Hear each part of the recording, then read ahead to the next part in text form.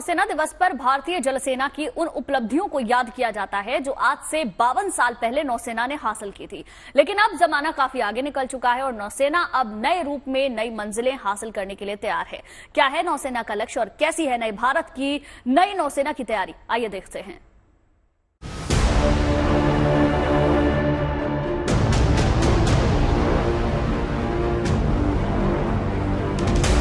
भारतीय नौसेना की ताकत लगातार बढ़ रही है।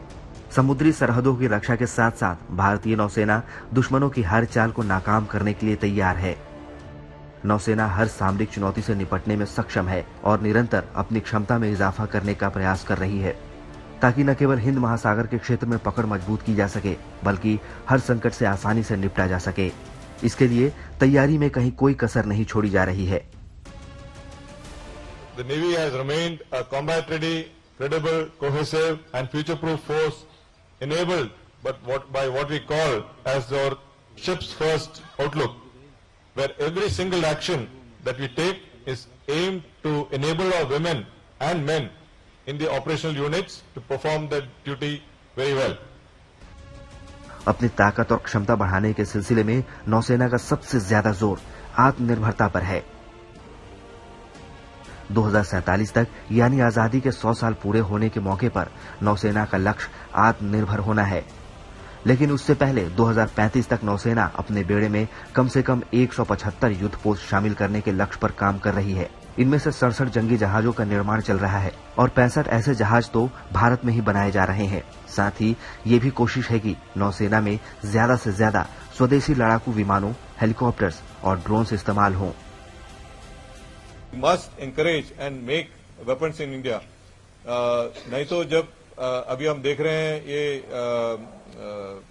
उक्रेन रशिया जो कॉन्फ्लिक्ट जो चल रही है, because of that you find the logistic chain has got disrupted and there are countries which are facing a lot of challenges because of this. So for a country like Bharat, which is looking at being a fully developed nation by 2047, as our Honorable Prime Minister had said, it is essential that the armed forces have to become, Atmanirbhar. खबर है कि अब जल्द ही नौसेना की जंगी जहाजों में medium range anti missile, anti aircraft point defence system से लैस किया जाएगा। इसके लिए BHEL से 2,956 करोड़ रुपए का करार किया गया है।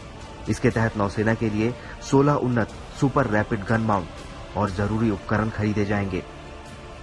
इसके अलावा एक और विमान वाहक पोत के निर्माण के प्रस्ताव पर भी जल्द विचार हो सकता है, जिस पर करीब 40,000 करोड़ की लागत आएगी। नए भारत की नई नौसेना की ताकत अब महिला अग्निवीर बनने जा रही है और पहली बार किसी महिला को नौसेना के फास्ट अटैक क्राफ्ट बोट का कमांडिंग ऑफिसर बनाया गया है। नौसेना में पहले बैच की महिला अग्निवीरों की तैनाती हो चुकी है। पहले बैच में 272 महिला अग्निवीर थी, दूसरे बैच में 454 और तीसरे बैच में करीब 1000 से ज्यादा महिला अग्निवीर को नौसेना में शामिल किया जाएगा।